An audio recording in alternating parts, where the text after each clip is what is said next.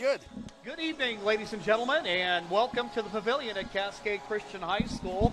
We're getting set for the start of tonight's contest. Our first look via video streaming at the Cascade Christian Challenger girls basketball team. They come in tonight with having played one game, and that just 2 nights ago against Douglas on the road. And now here they'll have their home opener tonight, taking on one of the toughest teams in the Far West League in the Brookings Harbor Bruins. Good evening, and thank you for joining us. Jim McCoy along with Ryan Sample. The boys team is playing over in Brookings tonight, so Mark McLemore, the JV2 assistant coach, is over there helping out with Coach Shea, and then the boys game will probably be getting underway here in a little while, and what a test that's going to be. But while we know that boys basketball team over at Brookings Harbor, Ryan, is good, we take a look over here. We were chatting a little bit earlier that these smaller schools, you start to see these names start to pop up season after season after season. Right. Almost in a couple of cases like, you haven't graduated yet? Yeah, especially in the case of Lexi Schofield. Right. Kind of wish she may have graduated already. She's a pretty dominant force out there. Be fun to watch. You bet. Well, and then these two teams know each other pretty well from softball season. A lot of, thinking right off the top of my head for the Challengers roster, Caitlin Willard, Neha Joseph, or Kelly Swain, all softball players, saw each other over on the coast here a few weeks back. Good rivalry going on there, and that athleticism, they just go ahead and take it and carry it on over to basketball. Yep. So it's going to be this is going to be a tough one. I think we'll find out a lot about these Challenger girls tonight taking on the Bruins. One of the aspects that I think you notice on the Challenger roster too is that we, as also a small school, we have players that have been playing since their freshman year on the varsity level. Right. And Caitlin Willard and Liz White having big time minutes as freshmen, starting even sometimes. So being their senior year, it'll be fun to see how much they've grown and what we can do here. Absolutely. Well, we're glad that you could join us this evening. We've got a lot of fun basketball action to bring your way. Again, Far West League, Brookings Harbor, always a very athletic, very tough program. A lot of fine athletes on this squad. We know they'll bring a lot. And then, of course, the Cascade Christian Challengers, they have some athletes of their own. So have the makings of a very good basketball game. What we're going to do right now, we'll take a quick timeout and say thanks to some of our sponsors that help make this possible. And then we'll be back with more of your pregame show on Table Rock Sports. Circle K, powered by GP Energy, you can turn an ordinary lunch break into something extraordinary with crispy, crunchy chicken. Grab and go their delicious chicken, chicken tenders, famous biscuits, and tasty sides. MyCircleK.com. U.S. Cellular believes everyone deserves 5G. That's why we've included 5G on all plans, no extra charge, whether you're working or playing. All U.S. Cellular plans include 5G, no extra charge. Get the new Samsung Galaxy S21 5G free with no hidden requirements. U.S. Cellular. Get the latest 5G phones for free today at Siskiyou Cellular, an authorized agent for U.S. Cellular with 7 Valley locations. Visit souscellular.com for details. Fuel your daily adventure at MyCircleK, powered by GP Energy. Whether it's morning motivation to get your day going, adding crunch to your lunch, fueling up for a road trip, your journey begins with MyCircleK, powered by GP Energy.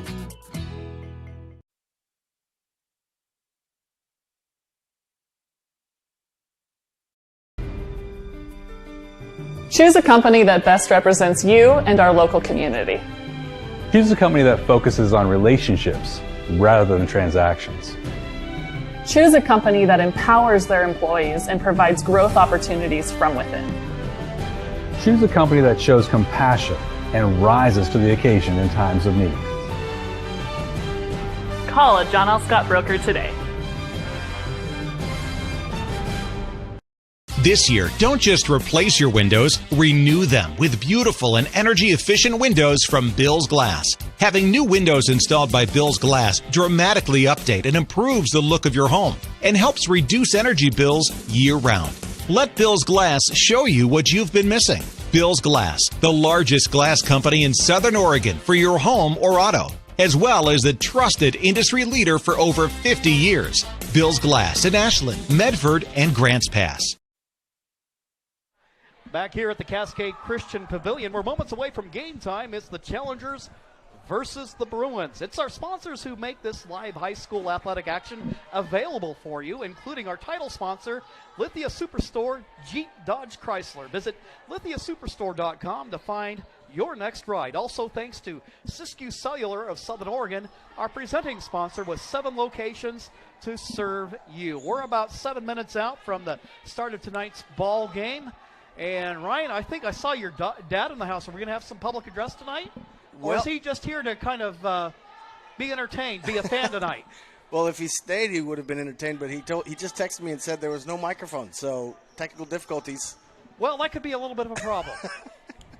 To be determined. Yeah, exactly. Well, that's just kind of the occupational hazards of being early in the season. I thought, for our athletic director, Nate Maben, whatever they're paying him, they could double it. Yeah. And I still don't think it covers all the yeoman's work that he and Anita Maben have put in terms of trying to make athletics happen this year, because I can tell you the amount of hours they've put in are just flat insane. Yeah, they've probably put together 3 to 4 different schedules for each sport as this year has progressed.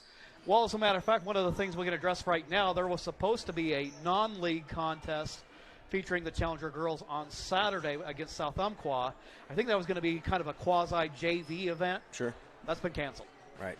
So now that has been rescheduled for June 11th, tentatively, but, the way things have gone this year, that could be rescheduled a couple more times for it. Or last night, the Trinity Lutheran game for the boys. On one-day notice. Yeah, exactly. And it was how great it was that you found, because I know we went through a little bit with soccer season. Right. For boys soccer, half of our league didn't show up to play this year. Mm-hmm. And then, so that meant finding, what happened is we played each league opponent 3 times instead of 2. Right. And then hustling around trying to find some non-league contests. And interesting thing along the way for us on that one, we got to play the 2 contestants for the state title along the way, and those were our 2 losses for the season. So it's been that kind of wild and crazy year, but here we are playing. Now, given that scenario that I've described, right now what we're looking at in terms of schedule, again, the Challengers have just played 1 game. They played Tuesday night against Douglas and lost by 10 points on the road, but Brookings Harbor a little bit of a leg up. I'm not sure exactly what the COVID situation looks like on the coast, but they managed to get some games in. Yeah, they're 3-0 to start the season. So 3 straight wins to get it going. All 4, this 4th game included, have been on the road. Yep. So, yeah, they're road warriors, but they're accomplishing it well. Well, I think something to be mindful of is, in fact, on Tuesday night, they played St. Mary's on the road over at their place, and they hammered them 72-33. Now, I know that St. Mary's team is very young. Compared to what it has been typically, but I think it does, again, tell you. It seems like my recollection is the girls' team split last season, that the Challenger girls had to play tough to get a victory here. Yes. And then it was a good, hard fight over on the coast, but the Bruins prevailed in that game. Yes. And then I think they played in the league playoff as well. Right. At the end of the season. And again, tough to win on the road in Brookings. Right. You know how it goes. I was telling Mark yesterday, if somebody can explain to me or tell me the secret sauce for getting your kids ready to play after a 3-hour bus ride and get them mentally there, right? I'd sure like to know it, because I think no matter what you do, it just seems like there's just that finding your bearings, Yep.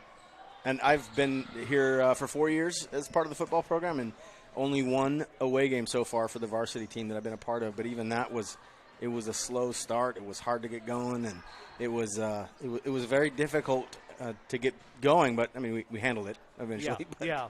I think the only thing that's tougher is when you play a breakfast bracket game, and you roll out of bed and get just enough to get you fueled up and go out and play. Which it probably provides very good incentive in that first round game at a state tournament to go get the dub in the first one. That's right. keep yourself out of harm's way on that one. Well, we're just moments away from the start of our ball game this evening between the Challengers and the Bruins. You can see at center court here, and I think what I'll do is go ahead and move from our break board over to our scoreboard. You can see a little bit more of the floor. And right now you have Caitlin Willard for Cascade Christian representing them as captain tonight, and a little discussion with the officials. I'm sure going over the ground rules, so to speak, and maybe some of the expectations for this evening. Maybe something like, as the official, I will not be touching the ball at the free throw line? Well, you got some really weird stuff. One of the things that has taken some is not having a jump ball to start the game. Right.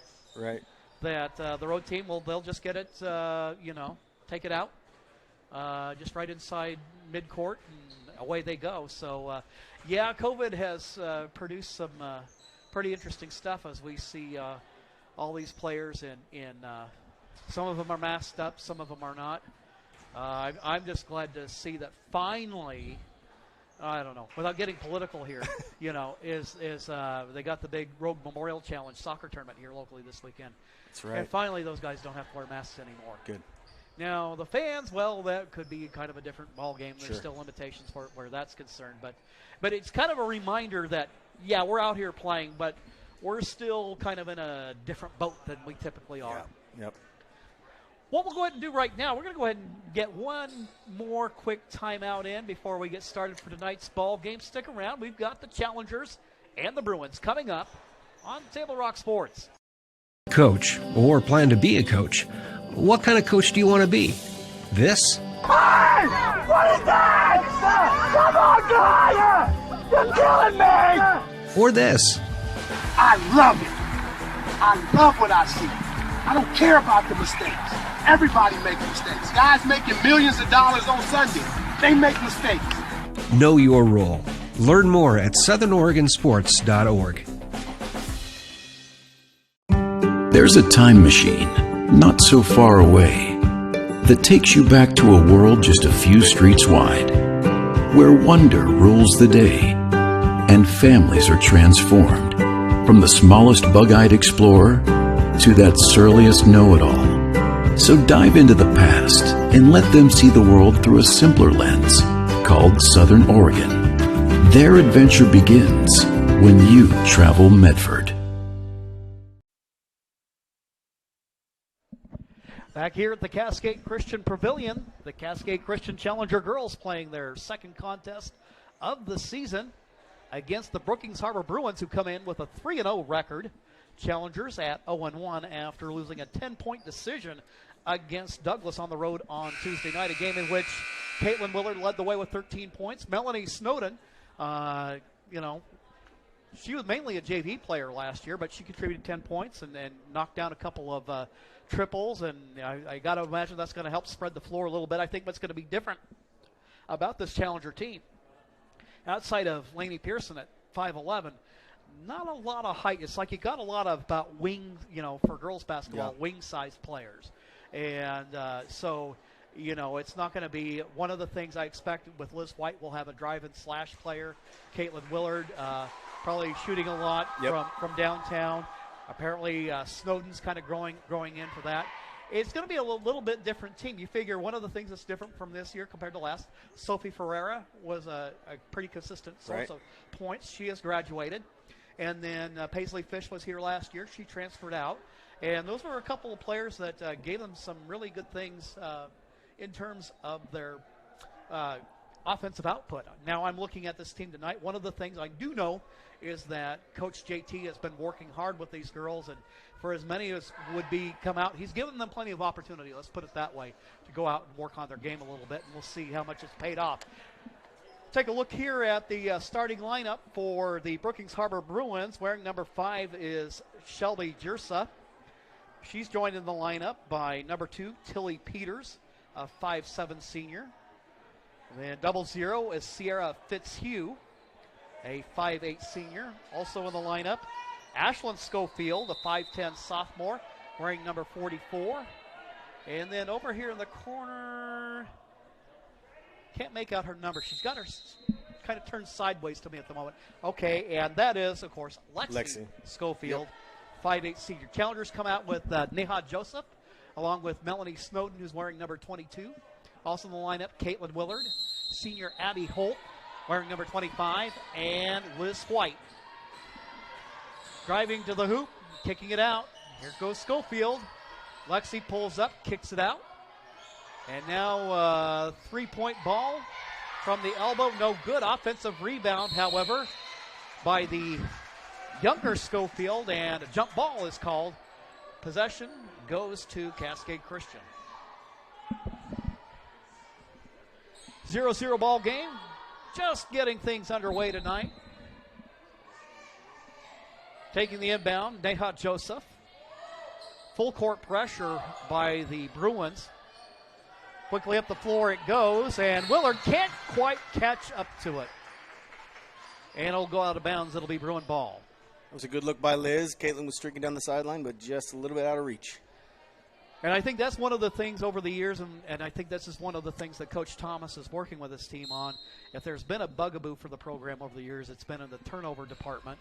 And unfortunately for Cascade Christian, one right off the bat on the opening possession of the ball game. Schofield's going to fire from the baseline. She knocks it down.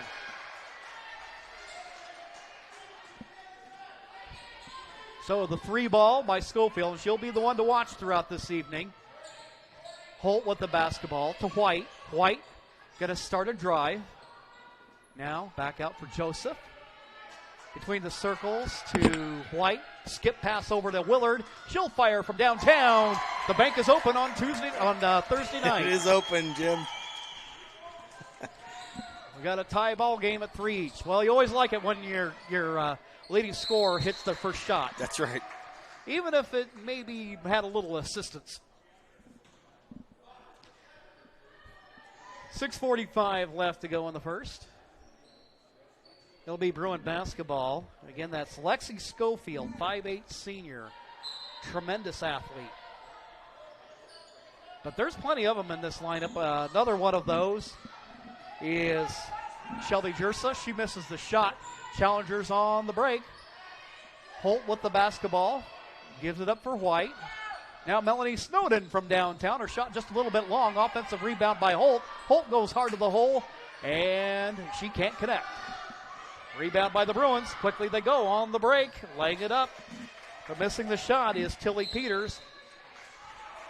Ball goes out of bounds. Last touch by the Bruins. It'll be Challenger basketball. So you can definitely see, Ryan, they're definitely very much both teams in early season mode. Yep, they're still filling it out for sure. Well, not only that, but it's just, you can kind of tell it's like the ideas are there. Right. It's just fine-tuning the execution. The execution. White quickly up the floor to Snowden. Snowden runs it down. Over on the far baseline. Now to Joseph. Up top it goes. White. We'll see her do a lot of that tonight. Real drive and slash type player. Willard's going to fire from mid-range, and she knocks it down. Caitlin Willard gives the Challengers a 2-point lead. Peters with the basketball. Now to Lexi Schofield. Hands off for Fitzhugh. Have a whistle and foul called underneath the Challenger basket. Underneath the Bruin basket. And to the free throw line will be Ashlyn Schofield.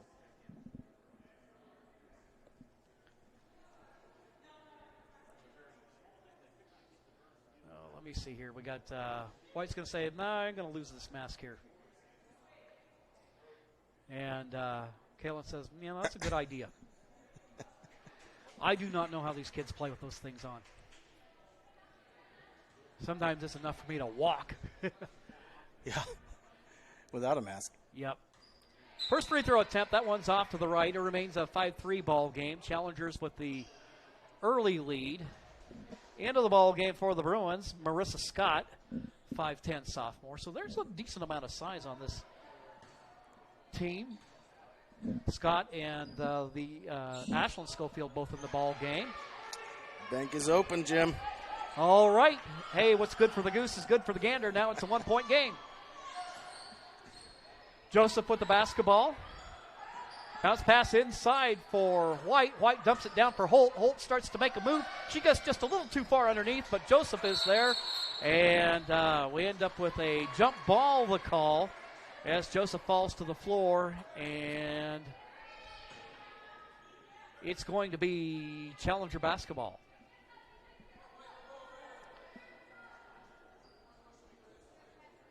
This game just a little bit less than 2.5 minutes old.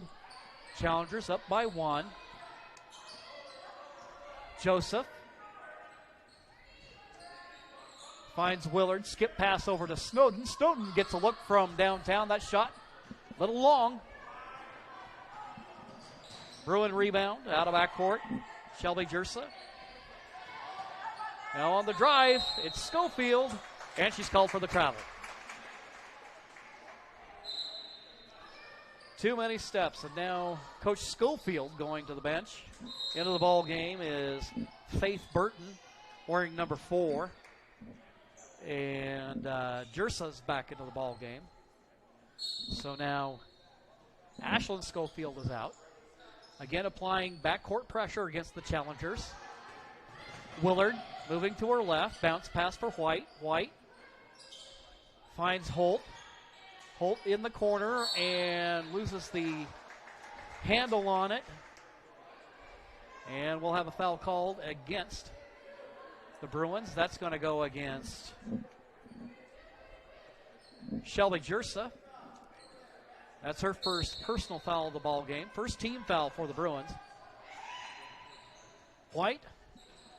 And for Willard. Willard fires from long range. Her shot no good. Ball tips out.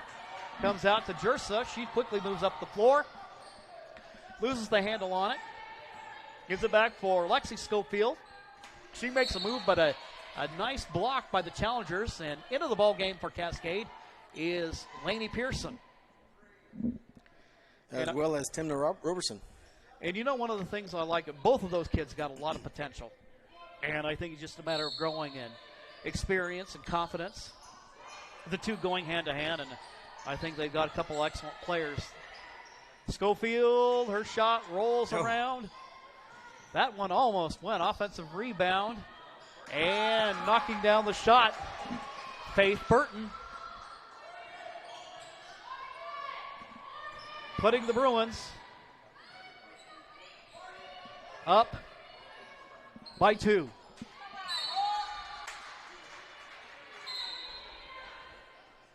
Again, Jim, just the execution there. Yep. Right now, a 2-point ball game at 7-5. Okay, now we got the scoreboards sorted out here. Get you back to action. Out of backcourt, Sierra Fitzhugh moves to her left. Being guarded by Robertson. Going inside they go, and the shot missed. Challengers definitely need to box out, and there is Willard taking down the rebound. She's out of backcourt. She'll pull up and shoot. Her shot just a little bit long. Offensive rebound by the Challengers, but they lose the handle on it. It goes out of bounds. It'll be Brookings' ball.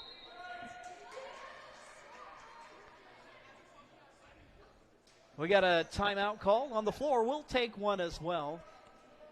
3:35 to go. Your Donnell Scott scoreboard shows the Bruins up by 2. We'll be back in 60 seconds on Table Rock Sports.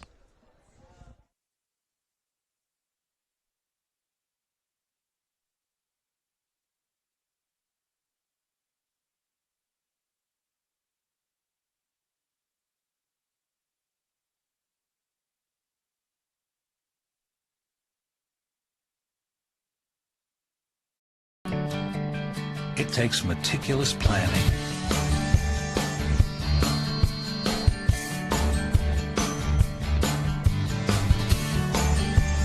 continuous monitoring, and forward thinking to deliver the perfect 3-egg omelet.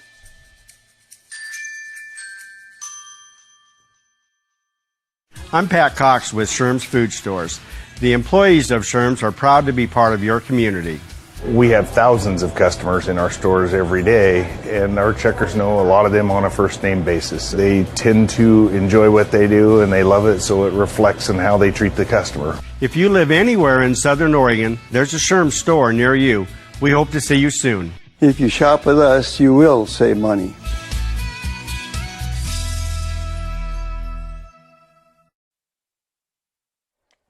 Back here at the Cascade Christian Pavilion, it is our sponsors who make this live high school athletic action available to you, including our title sponsor, Lithia Superstore, Jeep Dodge Chrysler. Visit lithiasuperstore.com to find your next ride.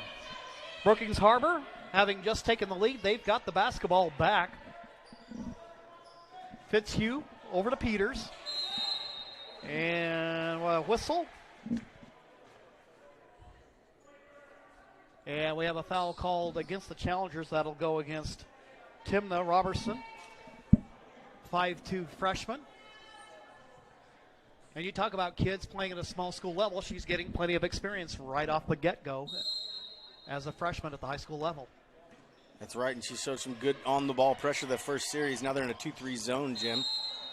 And we have a foul call. Marissa Scott. So the Challengers get the ball back, opportunity to tie it up or pull ahead. So again, number 15 is Lainey Pearson. Timna Robertson, who just got the ball, is number 30. She'll go ahead and drive toward the hoop. And shooting the shot is Snowden. That one just a little bit short, but fighting for the basketball. And that's the kind of thing you expect to see from Liz White. That's right. She's a scrapper. Indeed.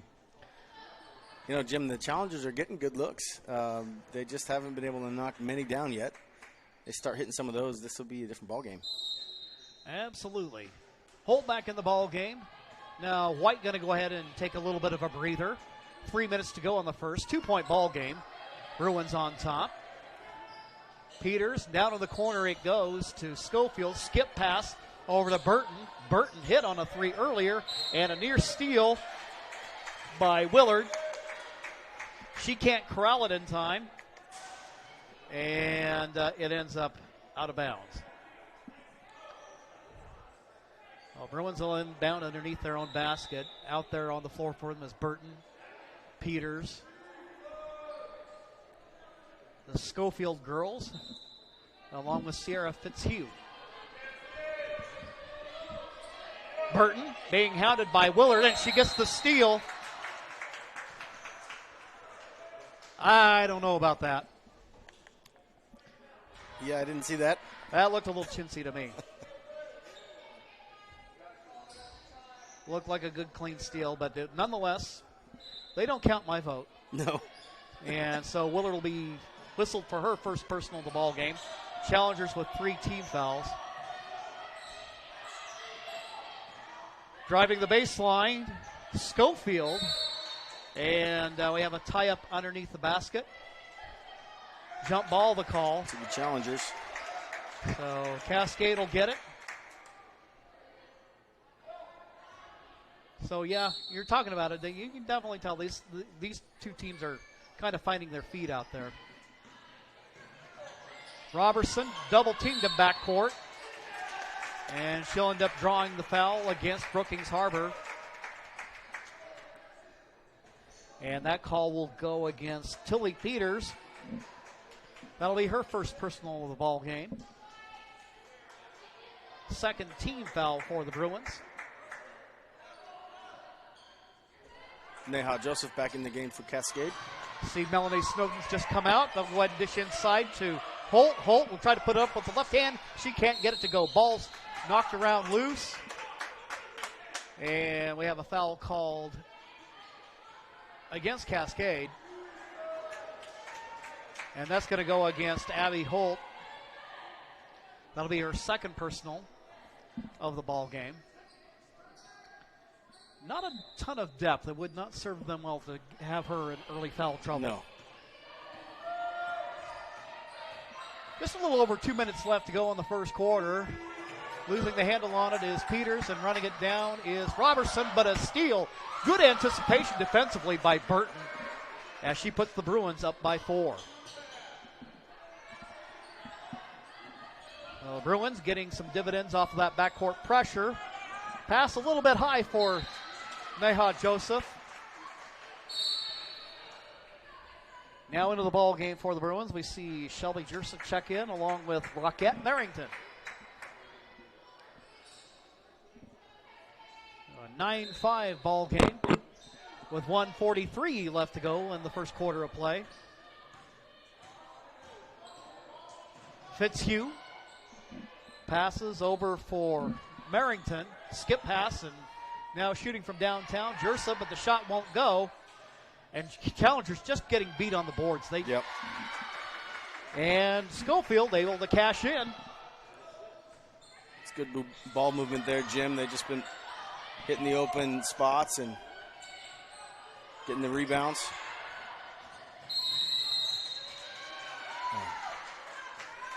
And a backcourt violation against the Challengers. Callie Sweem is in the ball game for Cascade, wearing number 20 for the Challengers. 11-5 ball game with 1:10 left to go in the first. Willard with pressure on Jersa. She'll pass it over for Schofield. Over in the corner it goes. Fitzhugh with the jumper. Nothing but air, but there with the rebound is Callie Sweem. Sweem outlets for White. White works her way out of traffic.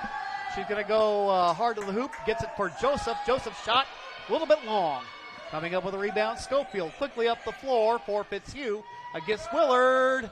And her shot won't go. Offensive rebound. Ball's loose on the floor. Willard comes up with it. Now for Joseph. Joseph down the sideline in front of the Bruin bench. Skip pass. Tried to skip pass and was broken up by the Bruins. Quickly up the floor. Merrington. That shot rejected by Willard and will go out of bounds. There was a lot going on there, Jim. Wild and woolly here in the first quarter. Robertson going to check into the ball game real quick for Willard with 19 seconds left to go in the first quarter.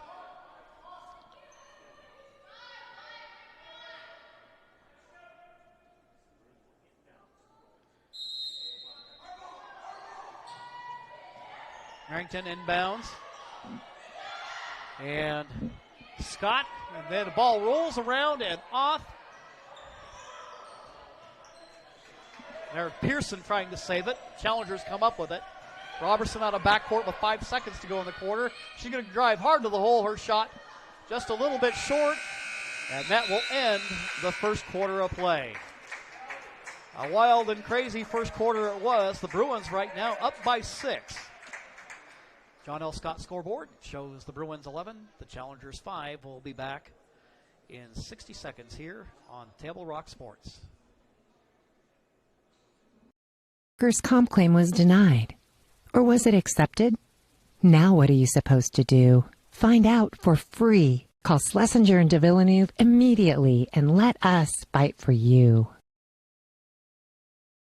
Since 1991, Medford area residents have looked to Eye Care Associates of Southern Oregon for vision care for the whole family. Specializing in optometry for adults and children, ECA uses state-of-the-art diagnostic tools to scan for health risks and get your prescription just right. Get your students a comprehensive vision check to ensure they have their best chance to learn and succeed. And look good while you see well. Specialists in our optical boutique have extensive styles on hand or can special order. We hope to see your family at Eye Care Associates of Southern Oregon. Visit eyecaresouthern.com to learn more. Waiting, even a few days, to report a work injury or illness could cost you everything. But how do you know what you should do? Find out for free. Call Schlesinger and de Villeneuve immediately and let us fight for you. Back here at the Cascade Christian Pavilion, today's game is brought to you in part by Avista Utilities and our friends from My Circle K, powered by GP Energy. Morning motivation, crunch in your lunch, and fuel for your road trip begins with My Circle K. Jim McCoy along with Ryan Sample, and so far in this ball game, maybe we haven't seen a lot in terms of point production from Lexington Schofield, but we've obviously seen that the Bruins are not a one-player show. No, not at all. In fact, Faith Burton has 5 points, and younger Schofield has 3 of her own, with Lexi hitting a 3 as well. So they're spreading it around a lot. For the challengers, their ball movement is good. Their shots are there. They're getting good looks. We just need to start seeing them drop, and then that score will increase. And also, get that good ball movement and cut down on some of the turnovers, The turnovers, yes. Which, well, that kind of backcourt pressure and against this team, it's easier said than done. Bruins start out the second quarter with the ball. They'll dump it inside, and a little left-handed hook, no good. White with a rebound out of backcourt. You can see there, she's got good handles and works it for Willard. Now Joseph. Joseph in the corner, bounce pass for White. White finds an open Willard. She'll take the look. Her shot no good, but there underneath the basket is White. Her shot rolls around and down. Liz White with her first bucket of the ball game. Drawing the challengers within 4. Fitzhugh at the top of the key, works at left wing. They go inside, and you can tell they're trying to get something going there, and they go to get it to work as they work it into Marissa Scott. 6-point ball game with the Bruins on top. White now for Snowden. Snowden's jumper, it's too long. Weak side rebound taken down by Lexi Schofield. Feeds it over for Burton.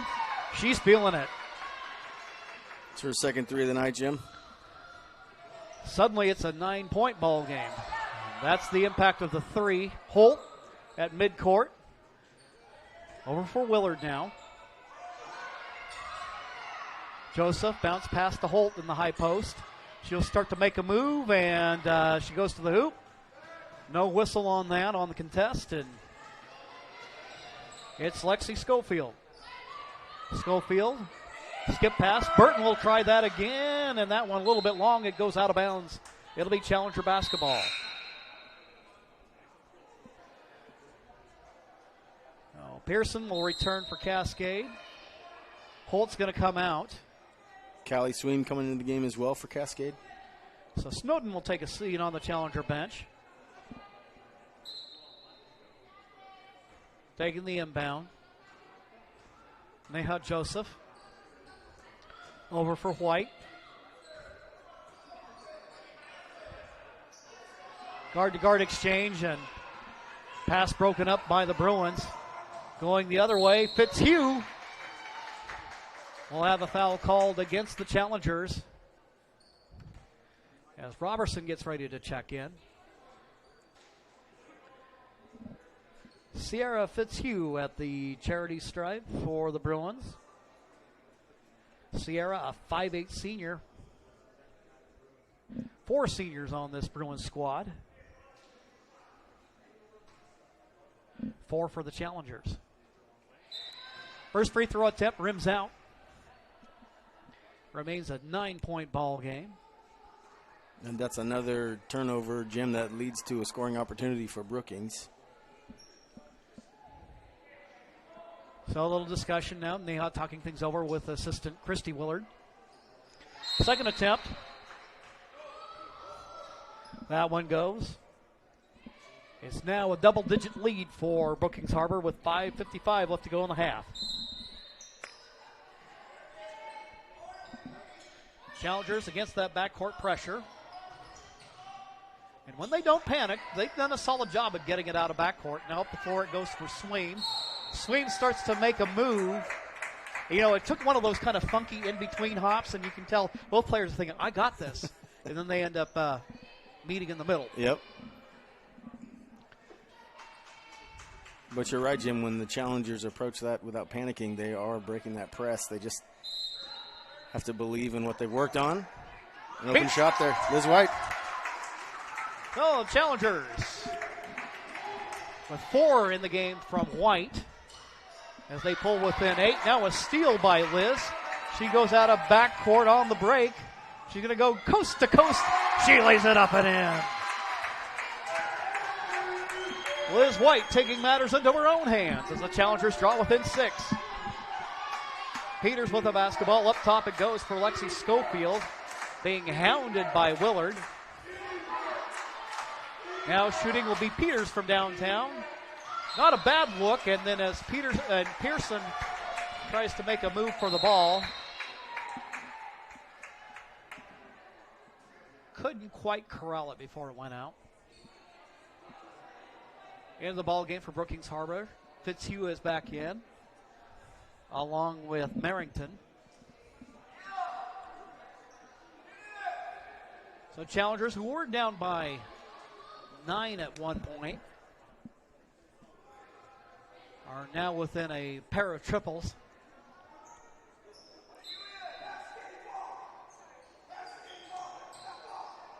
Now there, Fitzhugh, shot off target. Challengers doing a little bit better job on the rebounding here in the second quarter. Yes, they have, for sure. Willard out of backcourt. Cross court it goes to White. White looking for Robertson. Now to Willard. Willard's going to shoot, and it's just a little short. Now we have a little battle. Jump ball to call. I think in football we call a player like a ball hawk. And that is what Liz is being tonight. It's like wherever the ball is, she's there. Willard will do the inbound for Cascade underneath their own basket. 4:42 left to go in the half. Inbound to White. The swing. Up top it goes for Robertson. She'll go ahead and pull up and shoot from the top of the key. Just a little too much English on that one. Bruins out of backcourt. And ball's loose. Pearson comes up with it. Up the floor it goes, and it's loose. Can't quite get there in time. And that's just where I think if they just slow down just a split second, that would help them a lot.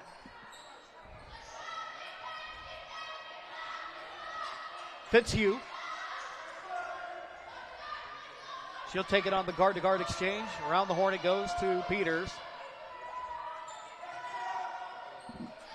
Merrington with the basketball. It's broken up by Cascade. White. Good ball handler. Gets it for Robertson. Her shot just a little bit long, but there with the offensive rebound is Callie Swain. Jump ball to call on the alternating possession. It goes to, well, we got one official going. I think this is, yeah, that's what I thought it would be. Brookings ball.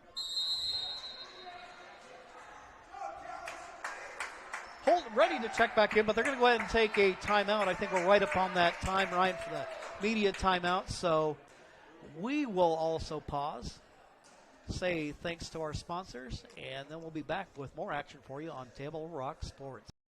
Chrysler Jeep Dodge of Medford. We've stocked up with over 200 new vehicles from Chrysler, Jeep, Dodge, and of course, Ram trucks. Choose from one of our largest inventories ever of new Jeep Cherokee 4x4s. Test drive a new Ram 1500 and see why Ram is Motor Trend's back-to-back-to-back three-peat truck of the year. And remember, we've added the convenience of test drives from your home and an online process to purchase and deliver your new vehicle. You'll find the new vehicle you want at the low price you deserve. Only at the Lithia Chrysler Jeep Dodge of Medford Superstore. Dear Dad, I was afraid to say this to your face, but I heard you yelling again from the stands during my game. You were shouting at the coach, the refs, even the other parents. It embarrasses me when you yell at everyone. It really stresses me out. I love sports, I love my team, I just want to play, but not if you always lose your temper. Love, Katie. Know your role. Learn more at SouthernOregonSports.com. Sports leagues and activities for the entire family are coming your way from the Medford Parks and Recreation Department. It's time to sign up now for summer fun. Go to PlayMedford.com where you'll find the Coach Pistoli softball camp, July 12th through 14th, led by the SOU national champion coach and players. You'll also find junior golf lessons and USTA youth tennis programs, along with all your other favorites. Visit PlayMedford.com to register today. Here on your John L. Scott scoreboard, you can see the Bruins are up by 6 in this ball game.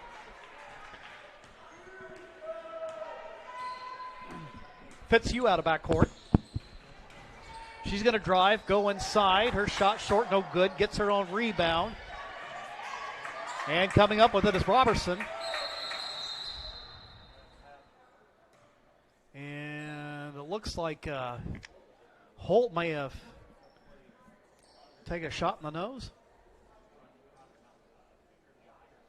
Yeah, on that first shot there, Jim.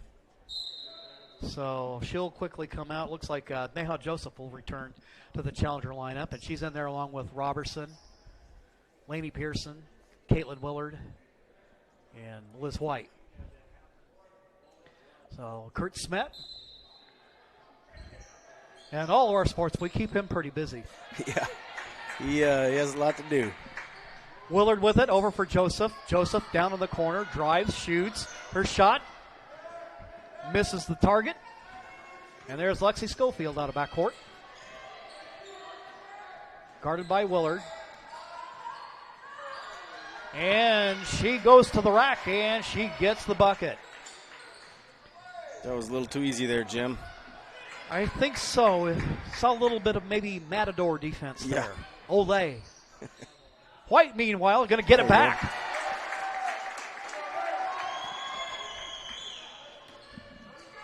Now they can get a stop. Yeah, need a stop here. Peters with it. Fitzhugh. Now Lexi Schofield, who, at least in my estimations, had a relatively quiet half. Peters, her shot short. Ball's loose on the floor. Running it down, and there with the bucket, Faith Burton. 8-point ball game.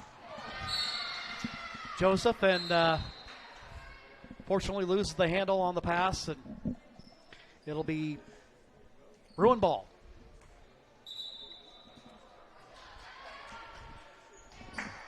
Coming out of the Bruin lineup, Ashlyn Schofield. So the Bruins out on the floor right now. We have Fitzhugh, Marissa Scott, Faith Burton, Tilly Peters, and Lexi Schofield. Fitzhugh with the basketball. Over for Peters. And skip pass over for Burton, who has a wide open three, and she buries it. It's ball movement again, Jim. Well, and you give her that open look, well, you can see what she can do. White with the ball. Challengers now trailed by 11. That's the Bruins' biggest lead of the ball game. Willard falls to the floor. Meanwhile, Bruins get it back for Schofield. Her shot a little bit long. No good. Burton starts to drive toward the baseline. And we'll have a whistle foul called against Cascade. And that is going to go against Willard. Now, Caitlin will come out of the ball game. It is Robertson.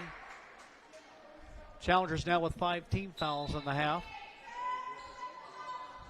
Up top it goes for Fitzhugh. Burton. Another open shot. And she does it again. Faith Burton. How many triples is that for? That's her third of this half, Jim. I don't think I'd let her do that anymore. White kicks it back out. From downtown. Robertson can't get her shot to go. It's a good look, though. Quickly up the floor they go to Burton. Burton's going to pull up, shoot. No good. Pearson with the rebound. Up the floor it goes for White. 51 seconds left to go in the half. Sweem with the basketball. Robertson dumps it off for White. White starts to make a move. Gets it back out. Now Sweem going to try it, and a shot just a little off to the left. Another good look, though, Jim. Yes, it was. Fitzhugh with the basketball from Ashlyn Schofield. Now for Burton. You know what she's going to do. Although she misses this one. Ball's loose. It almost goes out of bounds. Now it's Lexi Schofield. 7 seconds left to go. Fitzhugh. And We have a 3 and a key called against the Bruins. So with 4.1, Challengers down by 14 at this juncture. Taking the inbound, Pearson. And tries to rifle the pass down the floor, and that will end the half. After one half of play, it is the Brookings Harbor Bruins 27. The Cascade Christian Challengers 13 on your John L. Scott scoreboard. We'll take a timeout, and we'll be back with your halftime show right here on Table Rock Sports. RBTD all my life. When we moved to Talent, that's when we purchased our house. All those memories were in that little spot for 17 years. Everything in that house, all our firsts, everything gone. Now more than ever, with so many families being displaced, their kids will still be able to come to school, to Phoenix and Talent, because they'll be able to use RBTD. Fuel your daily adventure at My Circle K, powered by GP Energy. Whether it's morning motivation to get your day going, adding crunch to your lunch, fueling up for a road trip, your journey begins with My Circle K, powered by GP Energy. So your workers' comp claim was denied. Or was it accepted? Now what are you supposed to do? Find out for free. Call Schlesinger and de Villeneuve immediately and let us fight for you. Written RBTD all my life. When we moved to Talent, that's when we purchased our house.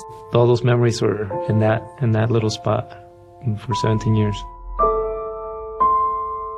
Everything in that house, all our firsts, everything gone. Now more than ever, with so many families being displaced, their kids will still be able to come to school, to Phoenix and Talent, because they'll be able to use RBTD. Fuel your daily adventure at My Circle K, powered by GP Energy. Whether it's morning motivation to get your day going, adding crunch to your lunch, fueling up for a road trip, your journey begins with My Circle K, powered by GP Energy. So your workers' comp claim was denied. Or was it accepted? Now what are you supposed to do? Find out for free. Call Schlesinger and de Villeneuve immediately and let us fight for you.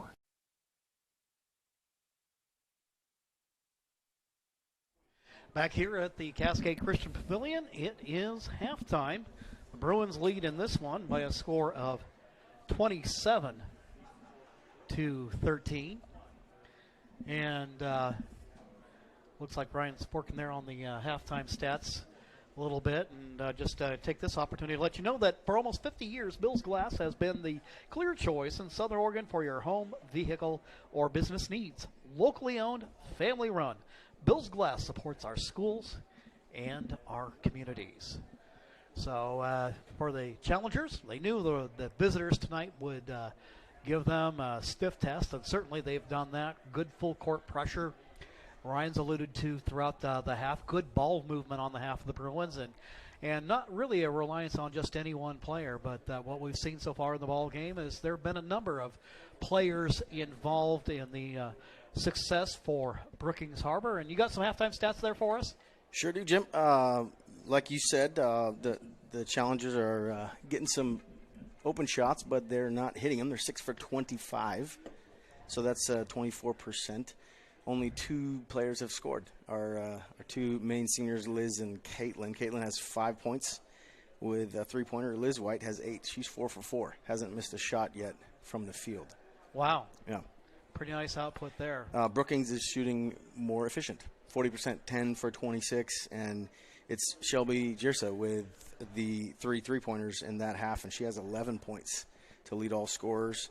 Lexi Schofield with 5, Faith Burton with 5, and a couple other scores too. Marissa Scott with 2, Ashlyn Schofield with 3, Sierra Fitzhugh with 1 free throw that she's made. But the story so far, I think, as you were talking about that ball pressure, is the turnovers. The Challengers with 12 turnovers in that half, and the Brookings only has 4 turnovers. Wow. Well, I was going to say, 4 turnovers and a half, you'll win a lot of ball games with that kind of half of basketball. And then with the Challengers 12, ideally, that's probably about where you want to land for an entire game. Right. If you can. Now, maybe those figures against a pressure team like the Bruins, that figure is going maybe a little bit higher, but obviously that would be something. I'm sure that probably if Coach Thomas, if they end up landing around 15 to 18 for the game, that they'd probably be okay with that. Yeah, and you think, too, like some of the things we talked about with these players that have come from another sport a week ago, is that some of those turnovers were balls in their hand that slip out, and it's inches away from being a layup. And so maybe they can clean some of that up. They get a little more familiar as the game goes on, and we'll see where it goes from there. Right. Well, there's plenty of time left in this ball game. You figure Sure. You're basically down by about a maximum of 7 buckets in the ball game. That could be made up in a hurry. And again, that they knew this would be a tough matchup, and Brookings Harbor has come as advertised. Yeah, and I think the Challengers are going to hopefully have more than Caitlin and Liz score to get into this lead here. Well, as you say, they've had the looks. That there have been a couple of looks that even our scorers have had that they couldn't get to drop. Yeah. Then I know you look at that, Robertson and Snowden have had some good looks and just couldn't get them to fall. So. Yeah. Hopefully they can get that going. And one of the things that maybe hopefully they can happen is have where White goes in, get some penetration. They start getting some collapsing on the defense, and then on kickouts maybe provide some nice open looks for the perimeter shooters. Yeah, and then hope to see them start to fall. You bet. We'll take a timeout right now. We're coming in on the start of the second half. Your score right now, as you can see, is 27-13. Brookings Harbor will be back after this timeout on Table Rock Sports. Chrysler Jeep Dodge of Medford. We've stocked up with over 200 new vehicles from Chrysler, Jeep Dodge, and of course, Ram trucks. Choose from one of our largest inventories ever of new Jeep Cherokee 4x4s. Test drive a new Ram 1500 and see why Ram is Motor Trend's back-to-back-to-back three-peat truck of the year. And remember, we've added the convenience of test drives from your home and an online process to purchase and deliver your new vehicle. You'll find the new vehicle you want at the low price you deserve. Only at the Lithia Chrysler Jeep Dodge of Medford Superstore. Dear Dad, I was afraid to say this to your face, but I heard you yelling again from the stands during my game. You were shouting at the coach, the refs, even the other parents.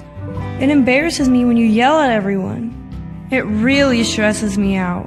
I love sports. I love my team. I just want to play, but not if you always lose your temper. Love, Katie. Know your role. Learn more at southernoregonsports.com.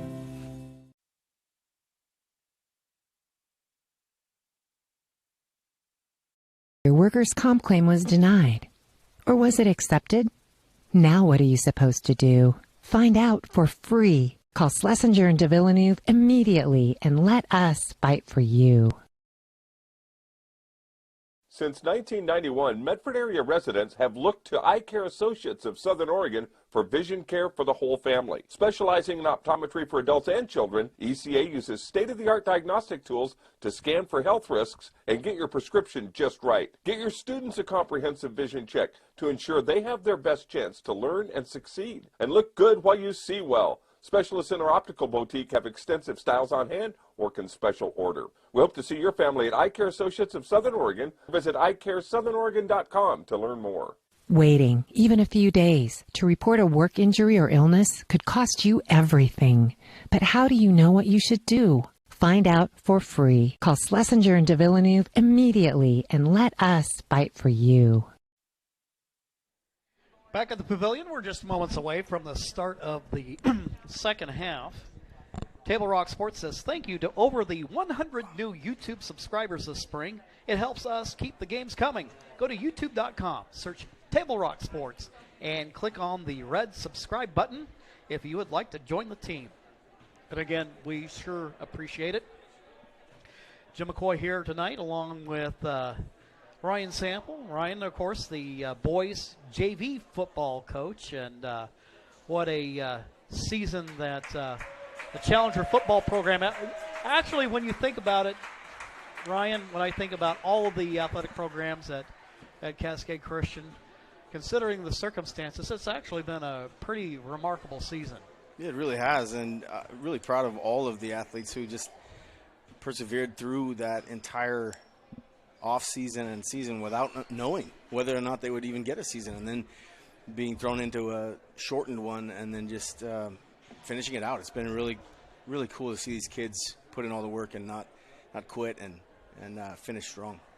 Well, you have the football program that ran through. That's one thing I tell Sam Martin. It's like you can boast that you had a perfect record, undefeated as a Challenger starting quarterback. Yep. And then the boys soccer program won their first conference title this year to go 8-2. The girls had a good competitive season and a rebuilding year for their program. Then the track team ends up at the culminating week meet. They end up with a pair of third-place finishes. And great big turnout for that meet, and it was good to see the Challengers there. I thought the tennis teams had some success that I wasn't necessarily anticipating. Right. Saw some kids really coming to their own there. And, of course, the golf program, a bunch of young kids out playing this year and learned a lot this year and had some fun along the way. Yeah. So here we are starting the third quarter. Challengers start out with the basketball. They'll go ahead and move from left to right from where we stand up here in the mezzanine. Liz White, along with Neha Joseph, Caitlin Willard. Also have Melanie Snowden out there, and Lainey Pearson will start the second half. Abby Holt started the ball game, but took a shot in the face right before halftime. Joseph out of backcourt, picks up her dribble, now to Willard. Willard directing traffic. Now going to move to her right. Gets over Snowden. Snowden, her shot, a little bit short. Looks like she kind of short-armed it. Out on the break, Tilly Peters. Schofield to Schofield, and that one won't go. Liz White there with the rebound for Cascade. She works her way through pressure. She's cool under all that pressure. She really is. And Snowden can't get that shot to fall. Somebody put a lid on the basket for her. Yeah.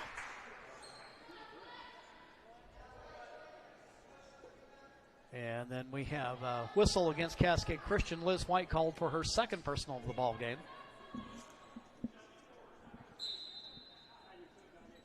Third quarter just underway. Challenger girls here at home. The Challenger boys playing the Bruins out on the road tonight. Moving to her right, Tilly Peters. Now to Fitzhugh. For the basketball's Jersa. She did a lot of damage for the Bruins in the first half. Yes, she did. Unfortunately, I think I misidentified her as Faith Burton on a couple of occasions. But actually, both players having a really good game. But Jersa really making the most of her opportunities, of her looks tonight. She really is. Pass over for Fitzhugh. Up top it goes to Lexi Schofield. She's going to go ahead and drive to the inside. Goes with the left hand, and she can't get it to stick. Ball last touched by Brookings Harbor. It'll be Challenger ball, and again we see that backcourt pressure by Brookings. Willard, bounce pass back to White. Cross court it goes. Crisis averted. Joseph with the ball, moving to her left. White going to start a drive, kicks it back out for Joseph. And that's just with kind of a microcosm, really, in terms of turnovers tonight, what we've seen there. Just passes just a wee bit off target. Yep. Got the penetration you talked about at halftime into the lane and just kicked it out a little wide. Fitzhugh. Over for Jersa, and it is broken up by Willard. Willard's got the basketball on the breakaway, and she laid it up just a little too hard. Looked like she just didn't quite have 100% control there. And now we have a whistle and a foul called against the Challengers. It's on Liz White. Nope. Neha Joseph. I'll let you do those, Jim. Oh. Schofield with the basketball, taken away by White. White out of backcourt. She goes on a drive. Snowden's going to shoot. That one goes. There we go. Lids off. A nice 2 from mid-range from Melanie Snowden, who had a pair of threes on Tuesday night. And meanwhile, going the other way, Fitzhugh with the answer. Willard with the basketball. Drives to her left. Shot in and out, no good. Pearson attempting to put back, but can't get it to go. Quickly going the other way, Fitzhugh over for Jersa, and her shot ends up hitting the rim, going over the backboard and out of bounds. Robertson into the ball game along with Abby Holt. Pearson will come out.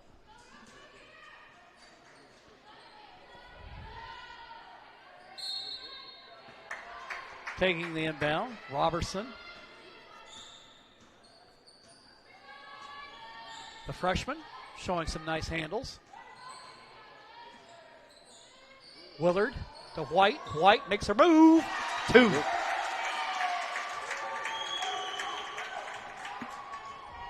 Now, she is somebody that can do some damage on the inside. And yes.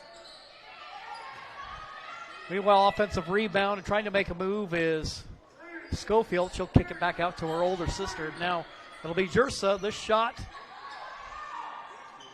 off target. Challengers just need to get a rebound now.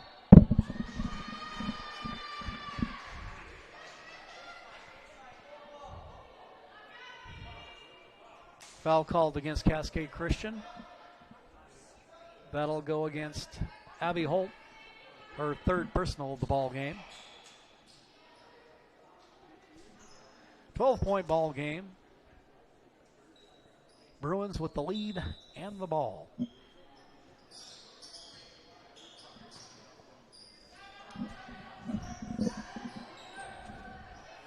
Shot short by Brookings Harbor. Taken by Willard. Into the ball game is Sydney Shipman. White works it inside. Holt goes to the hoop. And her shot just a little too hard off the glass. Schofield with the ball. Now for Jersa. Schofield spins, goes to the hoop. Good look, but she can't get it to go. White out of backcourt. And she has it tipped away. And ball's lost out of bounds. Challengers will keep possession. So Shipman into the ball game wearing number 5, and she's another freshman ball player, and immediate timeout called. This will give us opportunity to say thanks to our sponsors, and we'll be back with more right here on Table Rock Sports. It takes meticulous planning,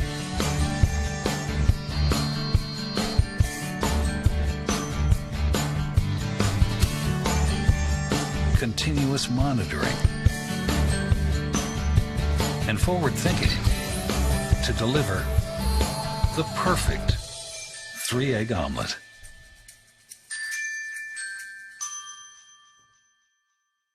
I'm Pat Cox with Sherm's Food Stores. The employees of Sherm's are proud to be part of your community. We have thousands of customers in our stores every day, and our checkers know a lot of them on a first name basis. They tend to enjoy what they do and they love it, so it reflects in how they treat the customer. If you live anywhere in Southern Oregon, there's a Sherm's store near you. We hope to see you soon. If you shop with us, you will save money.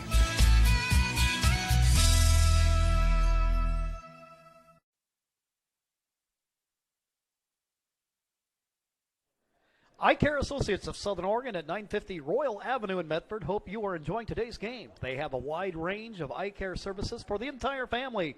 Visit eyecaresouthern.com to learn how Dr. Brian Mitchell and his team can help you with your vision needs.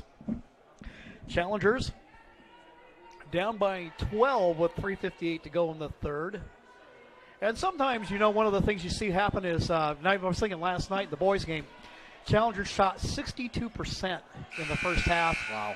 But they ended up with 49 for the game. Sure. And one of the things I'm seeing right now, it looks like that perimeter shot for the Brookings Harbor has kind of quieted down a little bit. And this is one of those spots where hopefully, if you're a Challengers fan, they can capitalize. That's right. In fact, Brookings only scored 2 points since the half began. White with the basketball. Now for Willard. Little baseline shot. That one rolls off, but Holt is there for the rebound. I really like Abby's game. She's a tough player. She's a good kind of, brings that blue collar element to the team. Take away by the Bruins. Fitzhugh out of backcourt. Little hesitation dribble. Ball's loose on the floor. And we have a call against Cascade.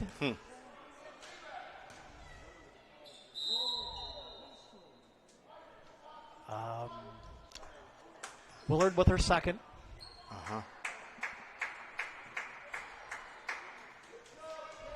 I don't know what to say about that one, Jim. I can appreciate the sentiment that I'm seeing out on the floor because I think that would be about what my reaction would be as a player. Meanwhile, we have a tie-up. Good work defensively by Cascade Christian. But on the alternating possession, it'll be Bruin basketball. Fitzhugh with the inbound underneath. And we have a 5-second violation. Good pressure by the challengers there. Created turnover. Well, I'm thinking of soccer now. Thinking in soccer terms, you mark up. Yeah. You mark your man and don't give him a target. Yep. Did a nice job there defensively, and now the challengers have kind of struggled to find the range throughout the ball game, but the Bruins having some struggles of their own here in the third quarter. Robertson out of backcourt, has it taken away. Peters with the basketball, dips it over. Fitzhugh, she knows what to do, and she lays it up and in. Bruin lead is now 14. Meanwhile, White quickly up the floor. Nice move. Woo. Liz White to the cup. Drawing the challengers within 12. Peters with a move to the basket. And a whistle and a foul called against the challengers.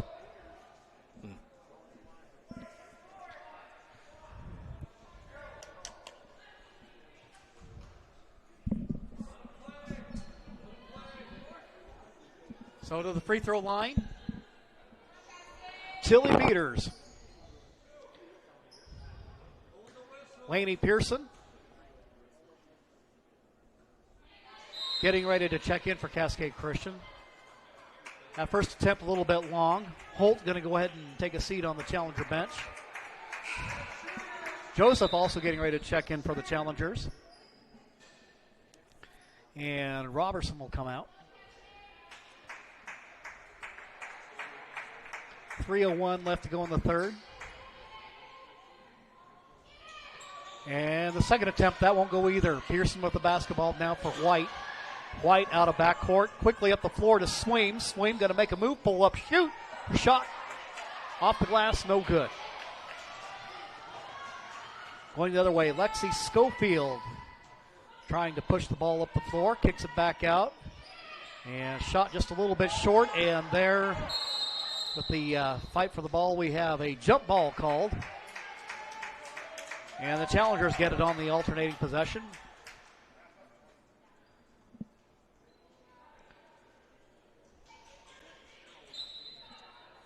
Taking the inbound will be Joseph. Again, that backcourt pressure. Pearson quickly up the floor to Swaim. Swaim starts to make a move. Her shot won't go, but a whistle and a foul called. Pearson doing a nice job of quick release on that. Of course, she throws the javelin. There you go. In track, and you can kind of see she can put some zip on that ball. Yep. Callie Swaim, she played right field for the Challenger softball team. Also was a good depth player for the Challengers on their volleyball team. Misses first free throw attempt.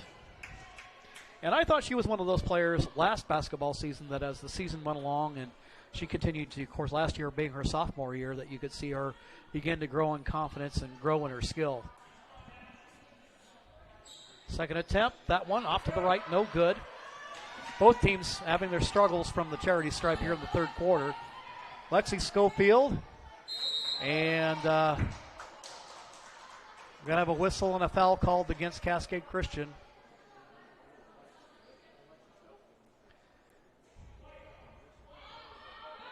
And a foul will be called against Sweem. That'll be her first of the ball game. So 6 fouls against the Challengers in the second half, 2 for the Bruins.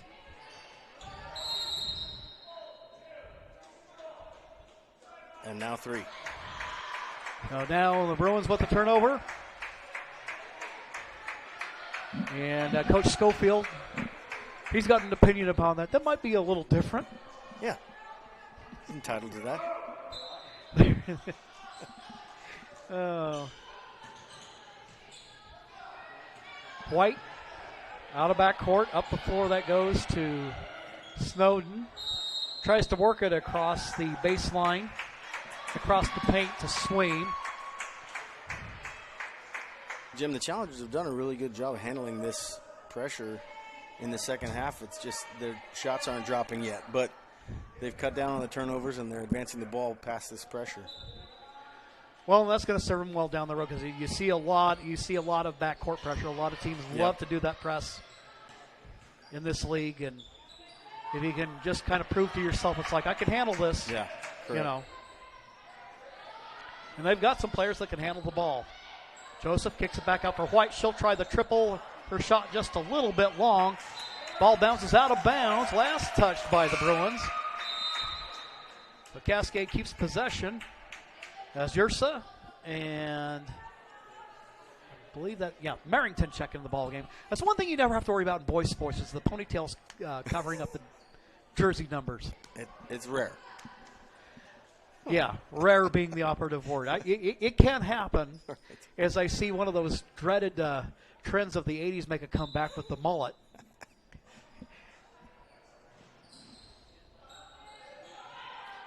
Taking the inbound is Pearson. Over on the far baseline to White. White's going to make a little spin move. She can't get the shot to go. Schofield out of backcourt. Pressure by White. Jersa. Now Fitzhugh's going to try one, and she gets it to go. The lead for the Bruins is 15. Swing needing a little help. Gets it in the form of Liz White. She works around a backcourt. Shooting is Snowden. Her shot won't go. And we have a jump ball called underneath the Challenger basket. And you may be hearing a voice. It's like somebody cheering loudly. And if you know Cascade Christian, if you're part of the Challenger family, you know that can be none other than our middle school PE teacher, Mr. A. Alexander. Fred Alexander. He's in the building. Yes. There he is. You never have to worry about this being a quiet place. No. If he's here. Gotta love it. Jersick's going to try one from downtown. Sure. Yep. And now that lead for Brookings Harbor is 18. Her first 3 of the half, but not her first 3 of the game. McKenna Dunn into the ball game for Cascade there in the backcourt. And a timeout called by the Challengers. We'll keep it right here with 49 seconds left to go in the third. For almost 50 years, Bill's Glass has been the clear choice in Southern Oregon for your home, vehicle, or business needs. Locally owned, family run, Bill's Glass supports our schools and our communities.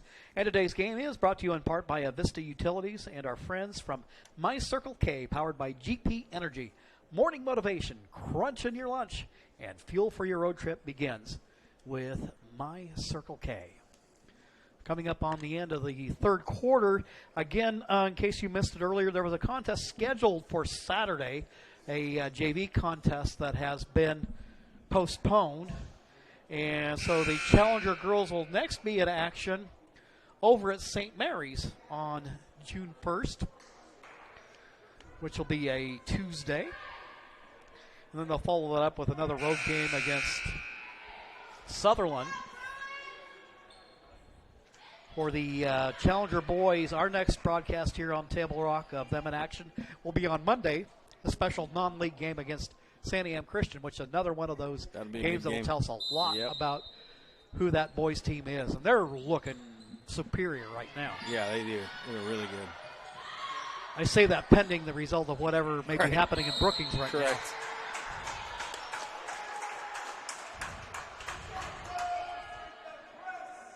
Whistle in the backcourt. White getting ready to rebound. Call goes against Merrington, her first personal. Challengers with 16 fouls, and now things are starting to kind of even out a little bit. The Bruins with 5.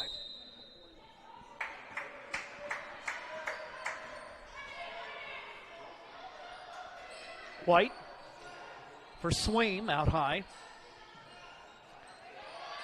And now Holt with it. And she scores. Lainey Pearson. Her first bucket of the ball game. Ball loose on the floor. Swaim has it now. Gets it for Joseph. Joseph. Pass intended for Snowden, broken up by the Bruins. Going the other way is Merrington. Merrington will kick it back out. And Schofield will fire her shot. No good. Ball's tipped around. And the buzzer sounds. And that's the end of the third quarter of play. Your score after 3. It is Brookings Harbor 37 on the John L. Scott scoreboard. The Challengers 21. We'll be back here on Table Rock Sports in 60 seconds. Coach, or plan to be a coach. What kind of coach do you want to be? This? Hey! What is that? Come on, guy! You're killing me! Or this? I love it. I love what I see. I don't care about the mistakes. Everybody makes mistakes. Guys making millions of dollars on Sunday, they make mistakes. Know your role. Learn more at southernoregonsports.org. There's a time machine, not so far away, that takes you back to a world just a few streets wide, where wonder rules the day, and families are transformed, from the smallest bug-eyed explorer to that surliest know-it-all. So dive into the past and let them see the world through a simpler lens, called Southern Oregon. Their adventure begins when you travel Medford. Back here at the Cascade Christian Pavilion, we're getting ready for the start of the fourth quarter. Brookings Harbor had some struggles early in the third, but as the quarter wound down, they started to get the ball to fall once again. And when you have your Brookings team, you know, and you've got the number of weapons that they have, people can put points up on the board. You know you're only going to keep them down for so long. What you hope, what you could do is that maybe at some point when they're in that cold spell that you can use that as an opportunity to gain momentum. But Challengers so far tonight have been unable to do so. Yeah, and Brookings just has so many weapons, Jim. Like you mentioned, Lexi Schofield still just at 5 points, but in that half, Sierra Fitzu, who was scoreless in the first, ended up with 7 points in that half, or in that quarter alone. And it extends that lead to 16. Their biggest of the ball game. Robertson will kick it back out to Callie Swaim. Bounce pass for Robertson. She starts to make a move, and then she's tied up in traffic. Good defense there by the Bruins.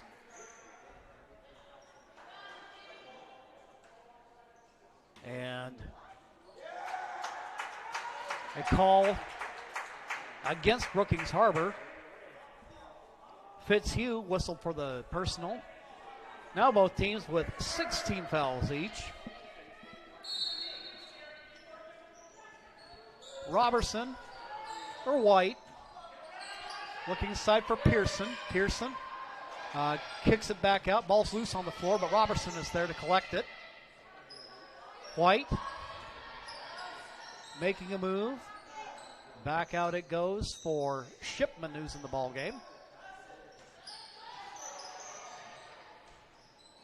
Swaim with the ball, double teamed. Now for White. White had an open look there for a second, but a good closeout defensively by the Bruins.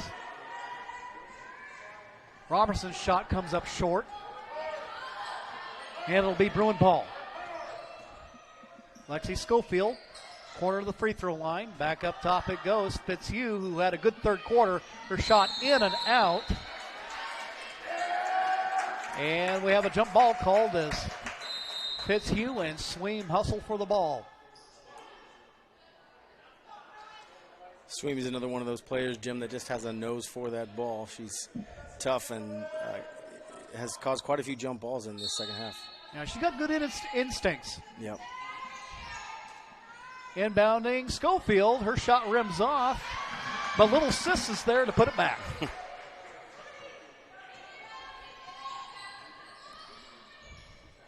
Sweem for White.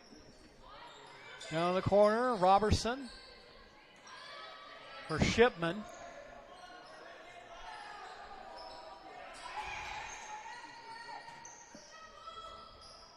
Challengers being patient. Trying to look for the good shot.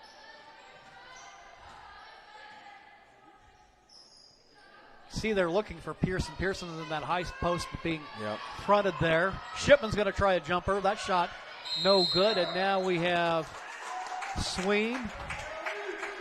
And the jump ball. Fitzhugh. That one's tied up. Now Caitlin Willard back in the ball game. Shipman will come out. Snowden returns as Robertson goes to the bench. So Coach Thomas trying to work in some of those younger players, get them some experience. They're getting it. That's for sure. And a shot blocked. Good defense there by Jersa. She'll take it out of backcourt. Up the sideline she goes. Alexi Schofield picks up her dribble, and it's broken up. And there with the basketball for the challengers. Snowden, then Willard goes to the hoop. Her shot just a little out of control, and it won't go. Meanwhile, pass broken up. Challengers. One of the things you can say, now they've been getting beat on the boards, but defensively, they've been on it tonight. Yeah. It's not a lack of hustle at this point. No. And a lack of hustle, that would be the one thing that I think for a coach would be hard to take. Yeah. But heart not lacking on this challenger team. No. Sweem loses control of the ball. Now coming the other way is Tilly Peters. And she's called for the carry.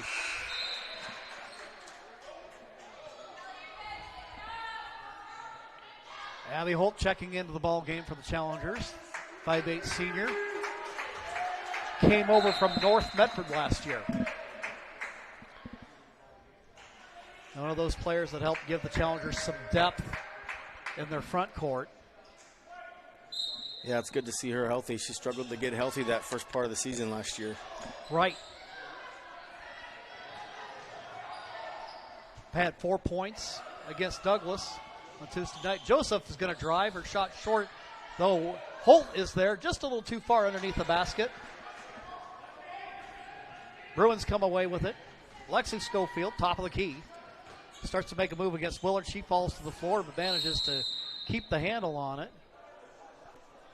And a 30-second timeout called by the Bruins with 4:52 to go in the ball game. So stick around. We'll be back in 30 seconds.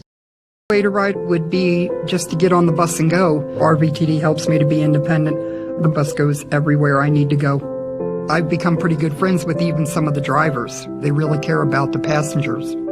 I have to use the power wheelchair, which makes it convenient to have to ride the bus because they have the ramps that go down so you can get on and off really easy. I feel very safe.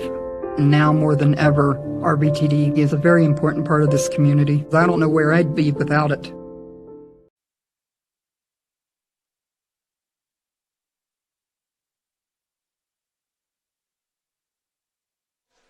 Back here at the Cascade Christian Pavilion, the Brookings Harbor Bruins in the fourth quarter have extended their lead to 18 It was a good back-and-forth battle early in the ball game, but you kind of had a feeling they wouldn't be able to keep this Bruins team down for long. Yeah, they're starting to hit some shots, and Cascade is not able to hit some shots, and they're starting to get a little distance here. 4:52 to go in the ball game.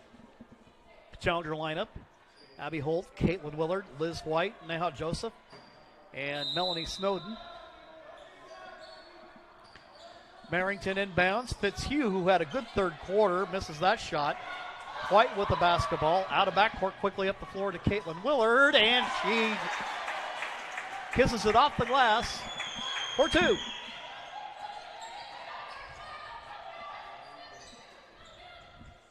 Going the other way, Merrington. Peters. They go inside for Burton. Skip pass over for Fitzhugh. She falls to the floor. She makes a move. White out of backcourt. Now for Willard. Just a little too much mustard on that pass.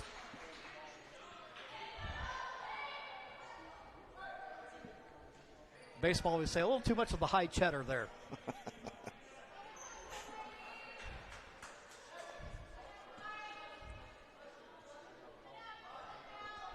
But again, Jim, not a lack of effort or hustle.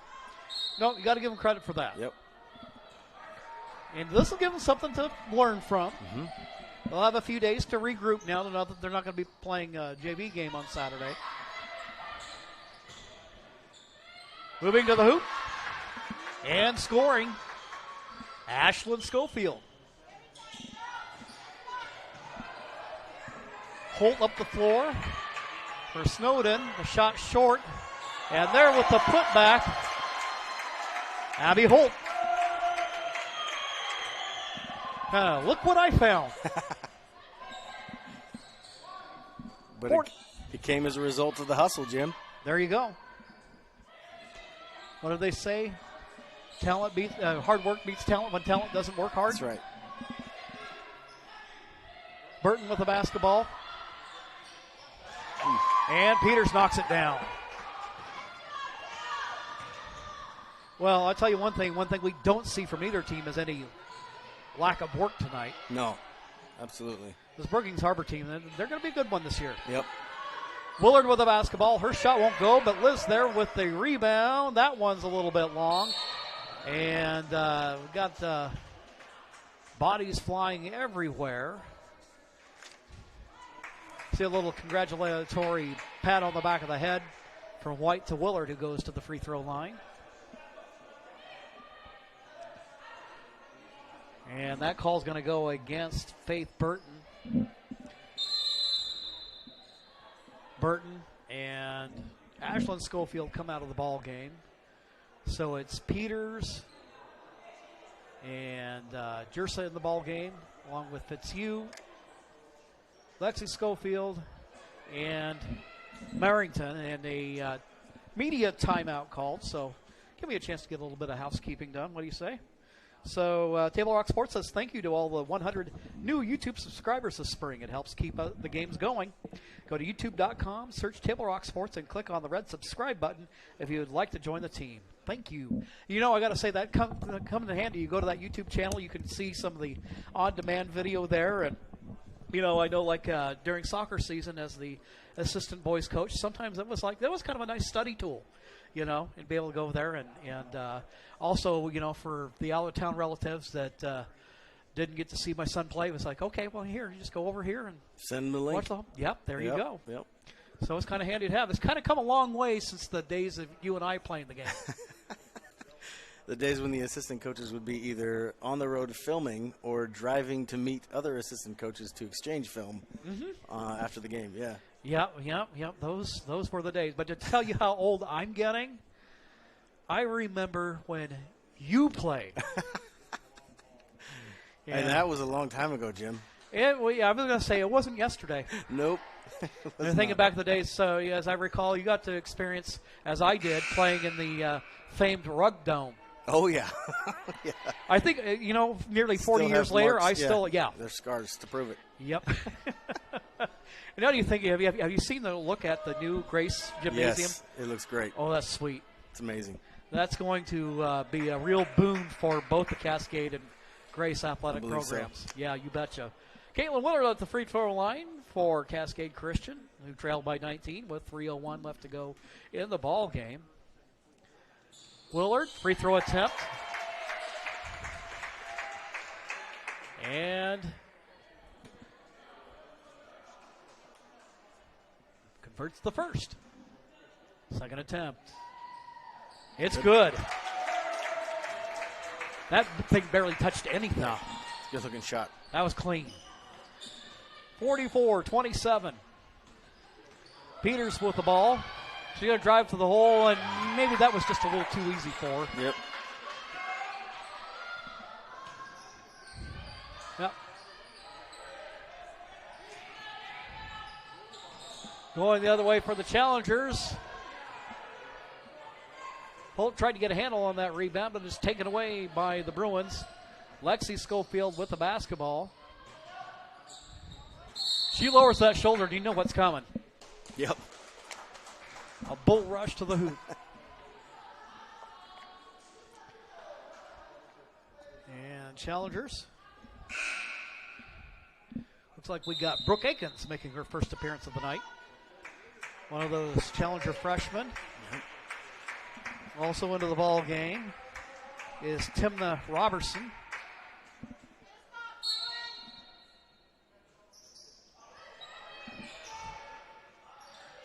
Oh, here got a boys score for you here in just a second. So Ryan. Yeah. Boys score. Okay. Start of fourth quarter. Cascade Christian 44. Brookings Harbor 20. Oh. I wasn't expecting that. No. I liked how you said, oh, when you read it, though. I thought it might be good.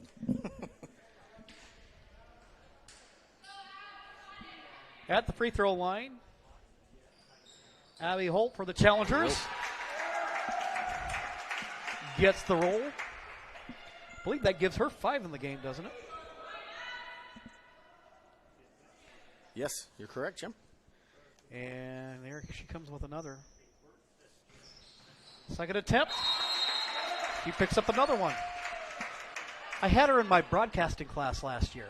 You can imagine, in this class we had 10 boys, 1 girl. Okay, Abby. And you know what?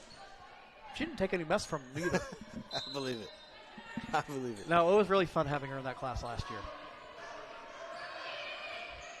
And now she's got 6 in the ball game. Challengers down by 17 with 2:08 left to go.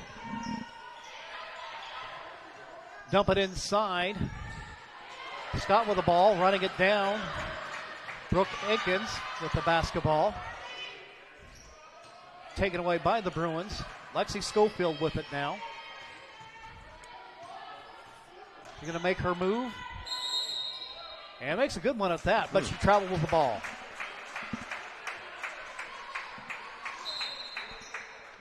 Laney Pearson getting ready to check back in the ball game for Cascade.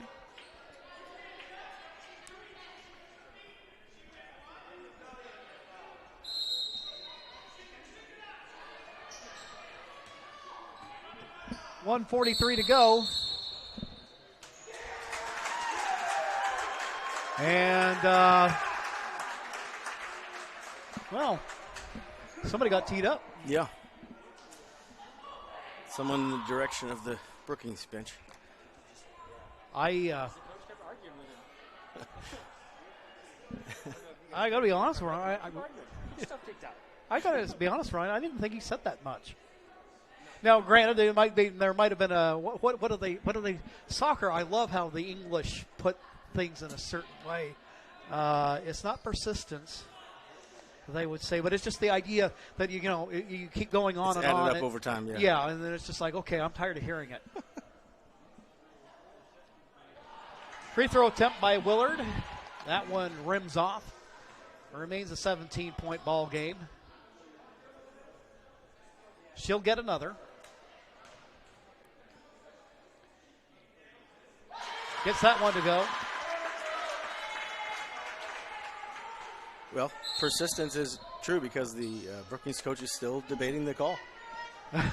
Just a little bit less aggressively now. Yeah.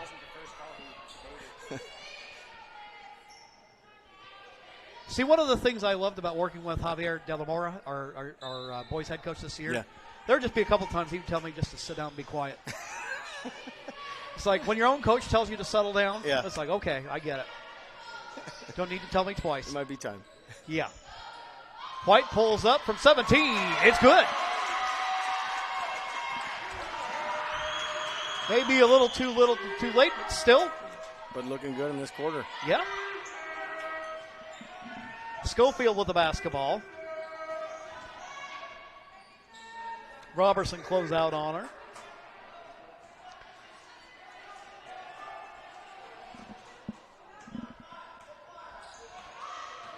Schofield guarded by Willard. Comes it over, and again, you know, we're thinking no need to really force the issue. Oh, okay. And they're going to call a foul against the challengers. And they're going to call White for the foul. And Ashlyn Schofield will check into the ball game. Not much debate from Coach Thomas. No. Of course, I think you reach a certain point in your life where it's just like, you're not going to change their mind anyway, right? No, you're not. McKenna Dunn checking into the ball game. Sophomore guard. She played tennis. Had a really young girls tennis team this year, but it was nice to see some numbers out there, and Dave Pressler doing a nice job with the program. Yeah. Going the other way, shot short, and a putback good. Lainey Pearson. Lainey Pearson with her second bucket of the night.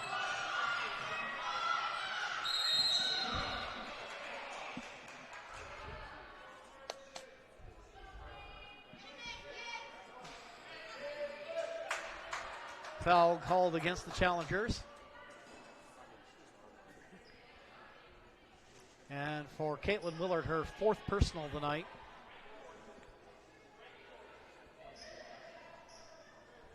At the free throw line, Sierra Fitzhugh, who had a really nice third quarter. Yeah, at a really point did. in time where, let's just say, the window was open for Cascade to make a run. Yep. She did a good job of igniting her team and getting them through. She scored the first 7 points of that third quarter. Second attempt, that won't go. Running it down is Robertson. Up the floor it goes to Shipman, to Dunn. Everybody getting a hand on the ball. And Robertson tried to go inside to Pearson. Pearson kicks it back out.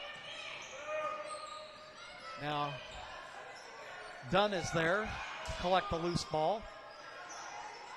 Akins looking for an entry pass there, but just a little in front of her target. Brooke Akins, her sister Lily, a senior this year.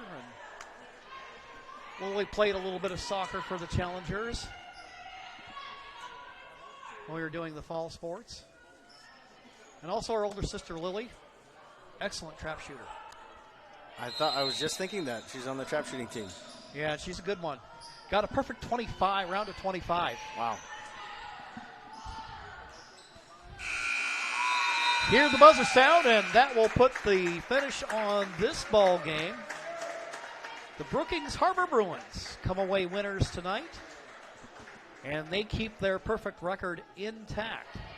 Your final score, the Bruins 49 and the Challengers 34. We'll take a timeout, and when we return, we'll put the wrap on tonight's contest here on Table Rock Sports.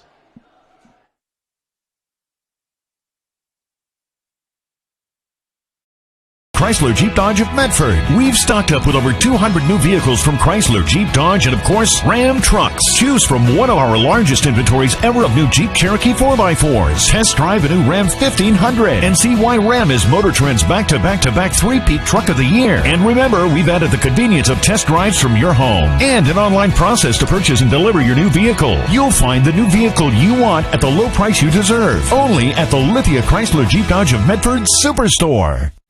Dear Dad, I was afraid to say this to your face, but I heard you yelling again from the stands during my game. You were shouting at the coach, the refs, even the other parents.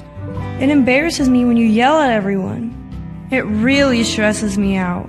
I love sports. I love my team. I just want to play, but not if you always lose your temper. Love, Katie. Know your role.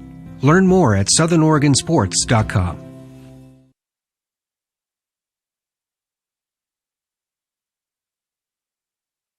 Your workers' comp claim was denied.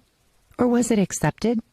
Now what are you supposed to do? Find out for free. Call Schlesinger and de Villeneuve immediately and let us fight for you.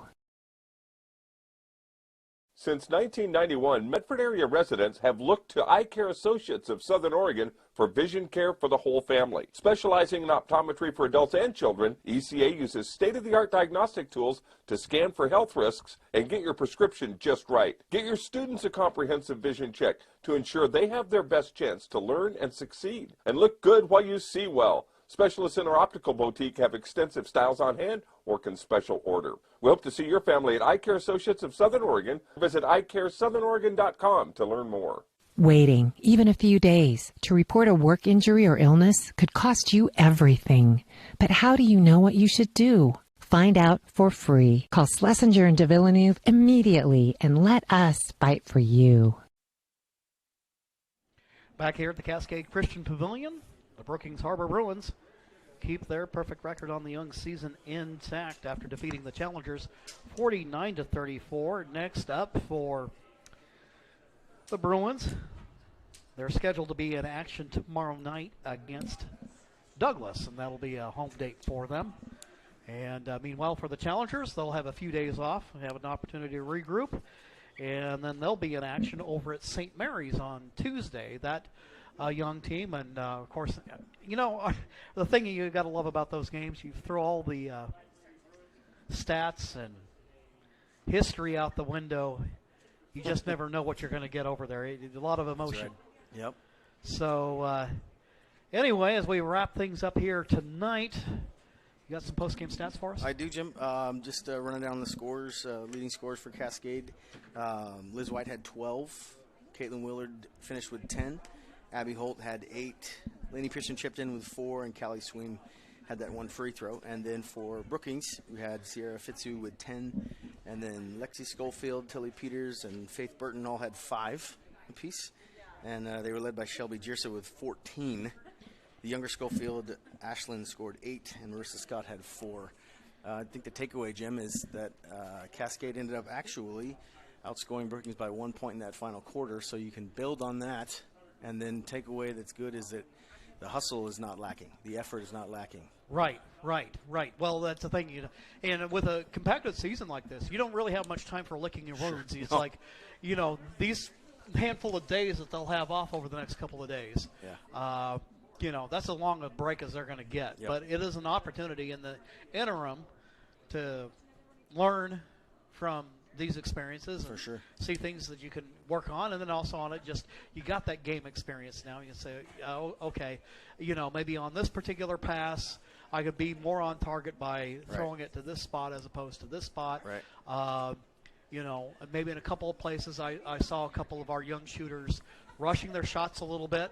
A quick release is a good thing. Rushing it is not. Right. And saw that in a couple of places there, and as a young team, there's a lot of work to be done with the squad. Fortunately, they do have some senior leadership on that team between the likes of Willard, Joseph, Holt, Liz White. Those are all players that can give you a pretty solid nucleus. And take nothing away from the Bruins. They're a good team. Yeah.